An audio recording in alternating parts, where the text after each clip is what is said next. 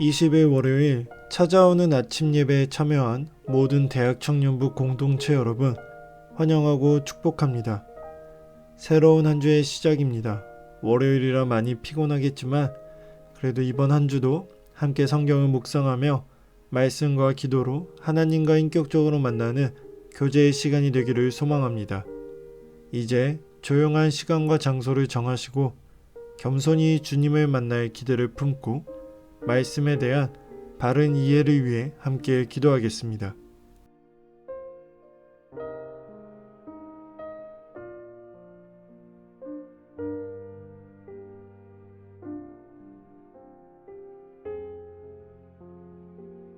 그리고 함께 말씀을 읽겠습니다.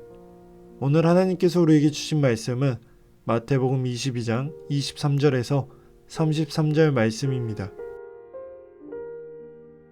부활이 없다 하는 사두개인들이 그날 예수께 와서 물어 이르되 선생님이여 모세가 일렀으되 사람이 만일 자식이 없이 죽으면 그 동생이 그 아내에게 장가들어 형을 위하여 상속자를 세울지니라 하였나이다. 우리 중에 7형제가 있었는데 마디가 장가들었다가 죽어 상속자가 없으므로 그 아내를 그 동생에게 물려주고 그 둘째와 셋째로 7채까지 그렇게 하다가 최후에 그 여자도 죽었나이다. 그런즉 그들이 다 그를 취하였으니 부활 때에 7 중에 누구의 아내가 되리이까? 예수께서 대답하여 이르시되 너희가 성경도 하나님의 능력도 알지 못하는 고로 오해하였도다. 부활 때에는 장가도 아니가고 시집도 아니가고 하늘에 있는 천사들과 같으니라. 죽은 자의 부활을 논할진대 하나님이 너희에게 말씀하신 바 나는 아브라함의 하나님이요 이삭의 하나님이요 야곱의 하나님이로라 하신 것을 읽어보지 못하였느냐. 하나님은 죽은 자의 하나님이 아니여 살아있는 자의 하나님이시니라 하시니 무리가 듣고 그의 가르치심을 놀라더라. 종교 지도자들이 예수님의 권위에 계속 도전하고 있습니다. 부활 문제는 사실 그 자체로 심각한 문제는 아닙니다.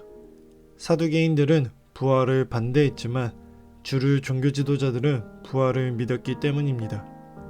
하지만 무리 앞에서 사두개인들이 예수님의 생각을 듣기 위해 고안한 난제는 자칫 예수님의 권위에 치명타를 안길 수 있었습니다. 하지만 예수님은 앞서 세금 문제로 바리새인들의 외식을, 여기서는 부활 문제로 사두개인들의 무지를 들춰내십니다. 부활 논쟁은 결국 세계관의 싸움이었습니다. 예루살렘에서 십자가는 설득해야 할 메시지가 아니라 누구나 다 아는 사건이었습니다. 정작 이해할 수 없는 것은 부활이었습니다. 말도 안 되는 일이 현실로 나타난 것이기 때문입니다. 사두개인들의 세계관 속에는 없는 개념이었습니다. 친로마 성향의 현세주의자이며 유대 정치 권력을 독점한 사두개인들입니다. 세상 질서에 순응하여 호사를 누리던 그들에게 내세나 부활은 불편한 진리였습니다. 그들에게 부활은 믿지 못할 교리가 아니라 믿기 싫은 교리였습니다.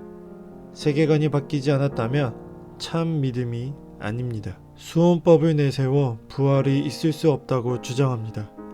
이 땅의 논리로는 설득력 있게 들리지만 하나님을 모르는 무지이며 현세적 세계관에 갇힌 불신앙입니다.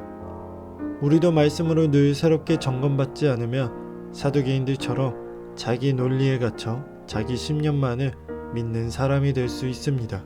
부활이 있을 수 없다는 사두개인들의 주장에 부활은 있을 수밖에 없다고 반박하십니다.